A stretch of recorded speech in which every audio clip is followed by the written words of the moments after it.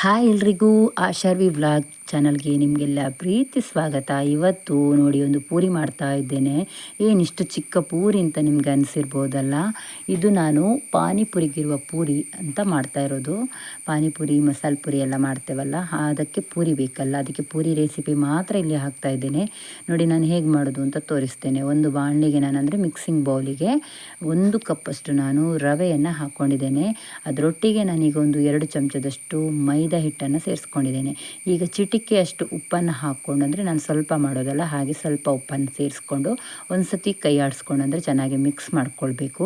ಇದು ಮಿಕ್ಸ್ ಮಾಡ್ಕೊಂಡಾದ ನಂತರ ಈಗ ಒಂದು 5 ಚಮಚದಷ್ಟು ಎಣ್ಣೆಯನ್ನು ಹಾಕ್ಕೊಳ್ತಾ ಇದ್ದೇನೆ. ಈ ಎಣ್ಣೆಯನ್ನು ಹಾಕ್ಕೊಂಡಾದ ನಂತರ ಚೆನ್ನಾಗಿ ಇದನ್ನು ನಾವು ಮಿಕ್ಸ್ ಮಾಡ್ಕೊಳ್ಬೇಕು. ಪ್ರತಿಯೊಂದಕ್ಕೂ ಈ ಎಣ್ಣೆ ಮಿಕ್ಸ್ ಆಗಬೇಕು. ಅದಕ್ಕೋಸ್ಕರ ಚೆನ್ನಾಗಿ ಮಿಕ್ಸ್ ಮಾಡಿ ನೋಡಿ, ಈ ರೀತಿ ನಾವು ಪ್ರೆಸ್ ಮಾಡುವಾಗ ಒಂದು ರೀತಿ ಅಂಟಾಗಿ ಬರಬೇಕು. ಅಷ್ಟು ಚೆಂದಾಗಿ ನಾವು ಎಣ್ಣೆಯನ್ನು ಹಾಕ್ಕೊಂಡು ಮಿಕ್ಸ್ ಮಾಡ್ಕೊಳ್ಬೇಕು.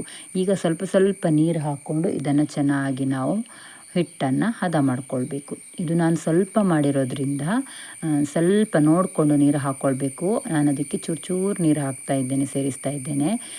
ಇಷ್ಟು 1 ಕಪ್ಪಲ್ಲಿ ನಿಮಗೆ ಸಾಧಾರಣ ಒಂದು 30-35 ಪೂರಿ ಎಲ್ಲ ಆಗ್ತದೆ.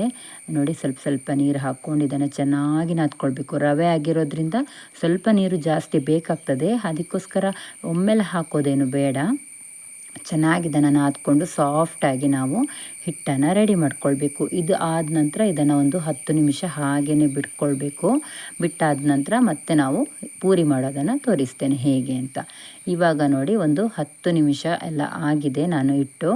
ಈಗ ನಾನು ಪೂರಿ ಮಾಡೋದನ್ನು ತೋರಿಸ್ತೇನೆ. ನಾನಿಲ್ಲಿ ಚಪಾತಿ ತಟ್ಟುವ ಮಣೆ, ಪೂರಿ ತಟ್ಟುವ ಮಣೆ ಇದೆಲ್ಲ, ಅದರಲ್ಲಿ ಪ್ರೆಸ್ ಮಾಡಿ ತೋರಿಸ್ತಾ ಇದ್ದೇನೆ.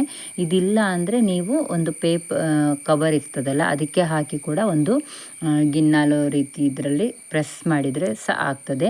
ಅಥವಾ ನೀವು ಲಟ್ಟಿಸಲಿಕ್ಕೆ ಸುಲಭ ಉಂಟು, ನಿಮಗೆ ಆಗ್ತದೆ ಅಂತಿದ್ರೆ ನೀವು ಲಟ್ಟಣಿಗೆಯಲ್ಲಿ ಕೂಡ ಲಟ್ಟಿಸ್ಕೊಂಡು ಸಣ್ಣ ಸಣ್ಣ ಪೂರಿಯನ್ನು ಮಾಡ್ಕೊಳ್ಬೋದು. ಒಂದು ಚಿಕ್ಕ ನೆಲ್ಲಿಕಾಯಿ ಗಾತ್ರದಷ್ಟು ಹಿಟ್ಟನ್ನು ತಗೊಂಡ್ರೆ ಸಾಕು. ಇಲ್ಲಾಂದರೆ ದೊಡ್ಡ ಆಗ್ತದೆ ಅದು ನಮಗೆ ಪೂರಿ. ಎಲ್ಲ ಉಬ್ಬುತ್ತದೆ ಅಂತ ನಾನು ಹೇಳೋದಿಲ್ಲ, ಪಾನಿಪುರಿಗೆ ಉಬ್ಬಿರಬೇಕು, ಮಸಾಲೆ ಪುರಿಗೆ ತುಂಬ ಉಬ್ಬಲೇಬೇಕು ಅಂತ ಏನಿಲ್ಲಲ್ಲ. ಹಾಗೆ ಕೆಲವೆಲ್ಲ ಉಬ್ಬುತ್ತದೆ. ನೋಡಿ ನಾನು ಈ ರೀತಿ ಪ್ರೆಸ್ ಮಾಡಿ ಸಣ್ಣ ಸಣ್ಣ ಪೂರಿಯನ್ನು ಇಲ್ಲಿ ರೆಡಿ ಮಾಡ್ಕೊಳ್ತಾ ಇದ್ದೇನೆ. ಇಷ್ಟು ಈಸಿಯಾಗಿ ನಮಗೆ ಮನೆಯಲ್ಲೇ ಪೂರಿಯನ್ನು ರೆಡಿ ಮಾಡ್ಕೊಳ್ಬೋದು. ಇದಕ್ಕೊಂದು ಸಿಂಪಲ್ ಪಾನಿಯನ್ನು ಮಾಡಿಕೊಂಡ್ರೆ ನಮಗೆ ಆಸೆ ಆದಾಗೆಲ್ಲ ಪಾನಿಪುರಿ ಮಾಡಿಕೊಂಡು ತಿನ್ಬೋದು. ಅದಕ್ಕೋಸ್ಕರ ನಾನಿಲ್ಲಿ ಬರೀ ಪೂರಿ ಮಾತ್ರ ತೋರಿಸ್ತಾ ಇದ್ದೇನೆ. ನೆಕ್ಸ್ಟ್ ವಿಡಿಯೋದಲ್ಲಿ ನಾನು ಪಾನಿ ಹೇಗೆ ಮಾಡೋದು ಅಂತ ಕೂಡ ತೋರಿಸ್ತೇನೆ. ಯಾರೋ ಕೇಳಿದರು ಪೂರಿ ಯಾವ ರೀತಿ ಮಾಡೋದು ಅಂತ, ಅದಕ್ಕೋಸ್ಕರ ನಾನು ಈ ಪೂರಿಯನ್ನು ಮಾಡಿ ತೋರಿಸ್ತಾ ಇದ್ದೇನೆ. ನಿಮಗೆ ಈ ರೀತಿ ಮಾಡೋದು ಇಷ್ಟ ಆಗಿದ್ದರೆ ಪ್ಲೀಸ್ ನನ್ನ ವಿಡಿಯೋನ ಲೈಕ್ ಮಾಡಿ, ಕಮೆಂಟ್ ಮಾಡಿ, ಹಾಗೆ ಫಸ್ಟ್ ಟೈಮ್ ನೋಡ್ತಾ ಇದ್ದರೆ ಸಬ್ಸ್ಕ್ರೈಬರ್ ಕೂಡ ಮಾಡ್ಕೊಳ್ಳಿ. ನೋಡಿ ಎಷ್ಟು ಪೂರಿ ಆಗಿದೆ ನೋಡಿ, ಈ ತಟ್ಟೆ ಫುಲ್ಲಾಗಿದೆ, ಮತ್ತು ಇನ್ನೊಂದು ತಟ್ಟೆಯಲ್ಲಿ ಕೂಡ ಪೂರಿ ರೆಡಿಯಾಗಿದೆ. ಒಂದು 35-40 ಅಂತೂ 35 ಪೂರಿ ಆಗಿದೆ ಇದರಲ್ಲಿ, 1 ಕಪ್ಪಲ್ಲಿ. ಈಗ ನಾವು ಎಣ್ಣೆಯನ್ನು ಕಾಯಲಿಕ್ಕೆ ಇಟ್ಕೊಳ್ಳೋಣ.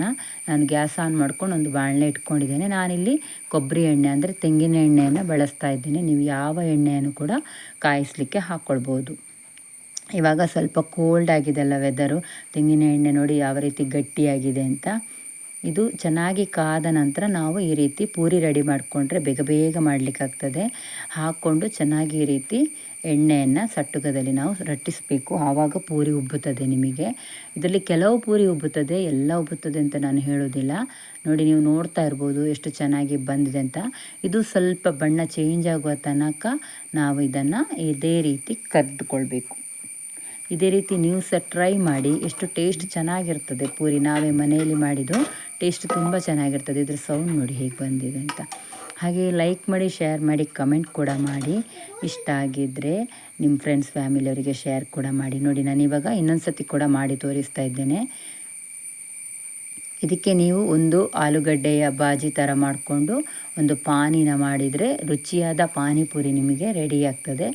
ನೋಡಿ ಚೆನ್ನಾಗಿ ಉಬ್ಬಿದೆ ಅಲ್ವಾ. ಇದೇ ರೀತಿ ನೀವು ಸಹ ಟ್ರೈ ಮಾಡಿ. ಹಾಗೆ ಲೈಕ್ ಮಾಡಿ, ಶೇರ್ ಮಾಡಿ, ಕಮೆಂಟ್ ಮಾಡಿ. Thank you.